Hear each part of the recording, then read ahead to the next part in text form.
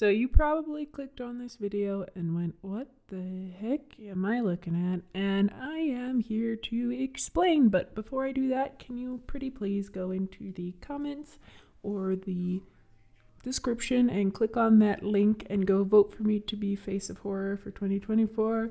I'd really appreciate it. This is why I'm doing so many like spooky month themed videos. Basically, me and my friends got together to make a PowerPoint party where everybody makes unhinged presentations and then presents them. I made this PowerPoint in the span of an hour. The plan originally was to do something anime themed, and then I signed up for Face of Horror and knew that I would have to change my plan and do something horror themed. Mine is pretty unhinged.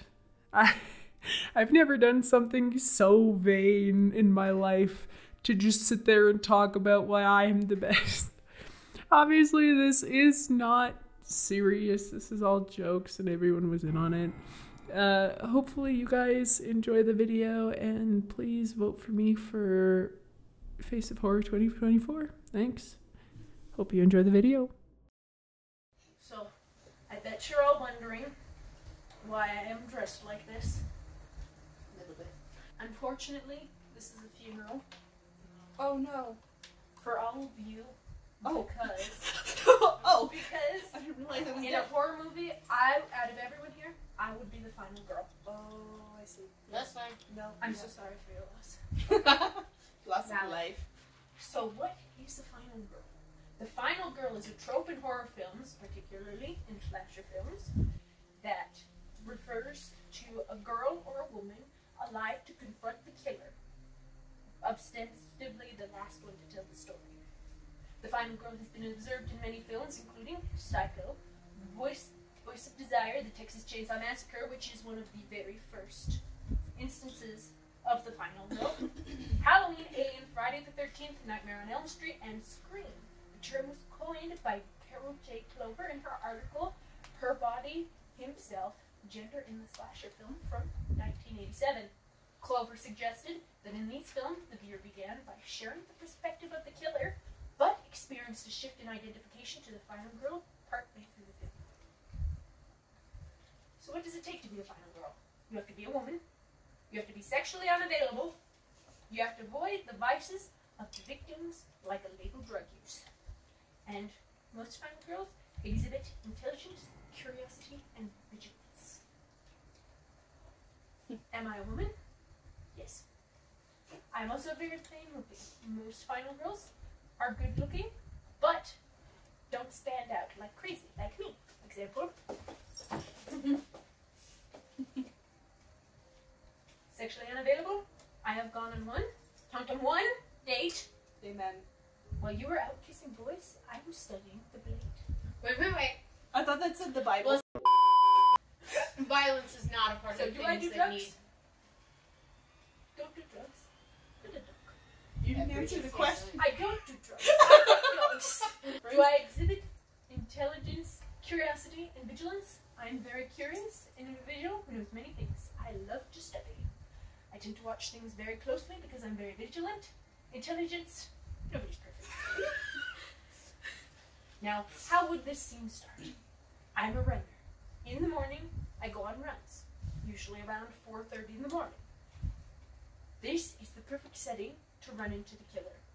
It's dark, and I've just stumbled upon the killer who did the cold opening where he's just murdered a bunch of people. I run away and call the cops, but they don't believe me because I'm an eccentric, yet plain-looking girl, and cops never work well in horror movies. Now, I'm the target. Killers usually hunt the person they find first down until the end. But will I make it? Yes, there are simple factors in my day-to-day life that I would use to my advantage. If you have ever watched, I believe, most of it, Friday the 13th, no, not Friday, Nightmare on Elm Street, Nancy was the first one to witness a kill from Freddy Krueger. She was hunted down to the end. That same thing goes for Friday the 13th, the original one, and Halloween, with poor Laurie Strode stumbling upon body after body, and Michael Myers has been chasing her for like 40 years. I don't think that man knows that this is a day job at this point. Man's got more commitment to this one lady than most men do today. And that's his sister, depending on the timeline. At least it ain't his damage. Will you see Where in this timeline? Well, there are like That's just 3 timelines for the Halloween movie. The first one is the first 2 movies. Michael Myers is just an insane killer. In the first movie, there is no reason for his killings. In the second movie, Laurie Strode is seen to be his long-lost baby sister that he's hunting down because in the first movie, he had killed his entire family. So now he's trying to finish the job because of Laurie. He dies in the second movie. In the third movie, it's about Halloween masks. But nobody liked that movie, even though I think it's a very cool movie. So they changed it and brought Michael Myers back from the dead, and then he continues to chase her for like 7 movies, and then they retconned it recently in Halloween 2018, where Laurie Strode is no longer Michael's sister, but some badass drunk chick, because now she's got PTSD, children, and a granddaughter, who are it's just a bunch of very paranoid women, and Michael is 60 years old, and he's still going after her. And then he goes after his Laurie Strode's daughter, and her granddaughter, and those 3 are super badass. Yes.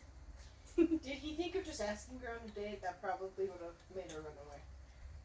That is true, however, he doesn't talk. He is. Unless you're in the Rob Zombie timeline, then he talks, but I don't think he talks very often. But But he could have written something down. So he's the cool silent type, I was right? gonna say the that. Rob Zombie version is big. If he's hysterical, So he's hot, is what you're telling me. Long, greasy hair, probably like 6'5". He wears the mask. He's like wrestler body type, like big, muscly arms, and he would chokeslam you into a wall. I can fix him. No, you cannot. I appreciate the drive, but this is why you died. So, I'm a black belt in MMA. Here is proof this is my black belt certification. I'm so proud of you. Fancy. I spar twice a week. This includes grappling, striking, Krav Maga, which is Israeli self-defense martial arts, and just being a nuisance. I can roundhouse kick someone to the head, and I have many times. And I have been choked in many ways and have learned every single way to get out of them. This is me in kendo armor. This is from one of my friends. She let me play with it. Nice. Alright. I'm a very good fighter, and here is proof. Hopefully.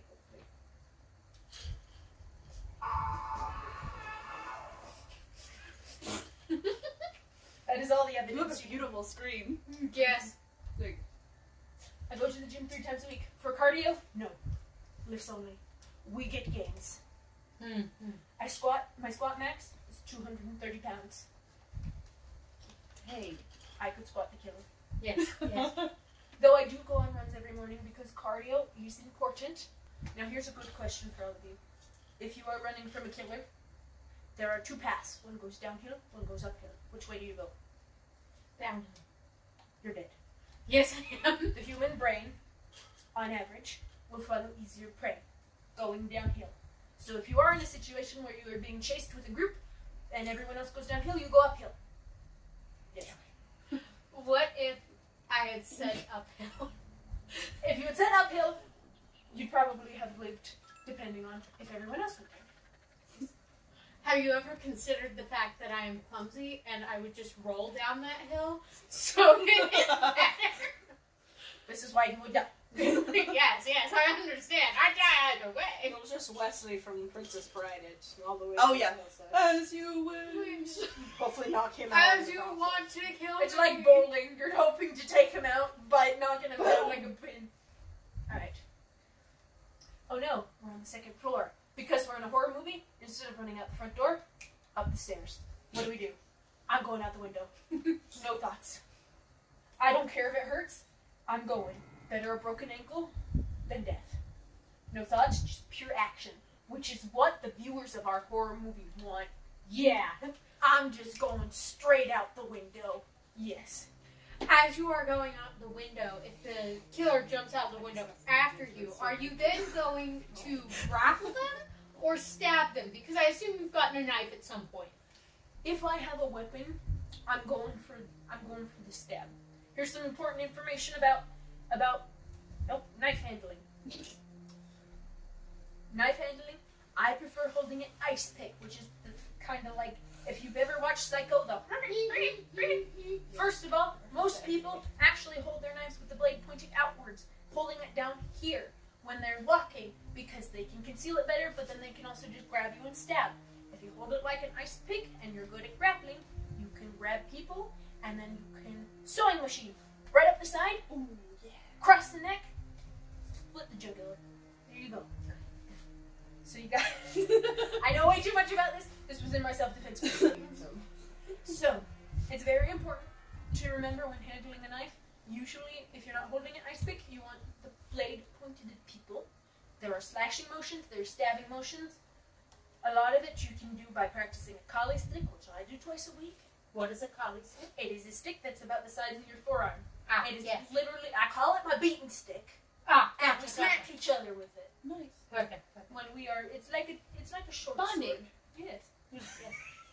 I mean, I've never felt closer to a man than the one I just punched in the face. Oh. We are now brothers. So you're telling me you would fall for the enemies to lovers trope? No comment. Hold on! No, no, I'm no, not come on. done. I plead the fifth. This is America. I plead the fifth. That's how she survives, guys. Exactly. We say nothing. It stays up here because if I go, oh, he kind of fine though. Knife to the gut. Because I just broke Nice. one of the exactly. I just broke one of the rules to the horror movie trope. I had mentioned having some sort of sexual availability, but this girl's got none. Survival wise, I work in the vet industry. I have tackled dogs trying to kill me before, and I will do it again. Due to this, I also have a small amount of emergency medical training on dogs, which, surprisingly, is pretty okay to people. So, who do we not want to die in the horror movie typically? That's right, the dog. It's true. Nobody Yes. cares about it. I tried to get a picture of Chewbacca, but my dog, but my phone wouldn't work. He is a silver lab. He's about So 90 you're saying pounds. we're already in this horror movie? Yes. And he is Alright. he is my baby. He's also a Velcro dog. If I'm outside, he's outside. If I'm inside, he's inside. If I'm running away from a killer while you trick behind me, he's running with me. He will be making it to the end of the movie. He will be a fan favorite. In conclusion, while you all would have a chance, it's pretty cool death scenes, I would make it to the end while you would all, unfortunately, end up in tragedy. Yes. Why do you think I have a chance? I'm going to fall and be the person who dies at the very beginning of the movie. Or I will sacrifice myself to keep Chewie alive because I have a problem and dogs are my one true love. All of them. Very inspirational. Thank you for your sacrifice. See, for a while I thought I'd probably die first in a horror movie. I'm the dumbass who would be like, everybody run. I'll save, or I'll be the sacrifice. But then I went, oh shoot, that kind of thinking always gets you to the end of the horror movie, and then you have to be in the therapy office. Oh, no. Sure, everyone else died, but now I gotta pay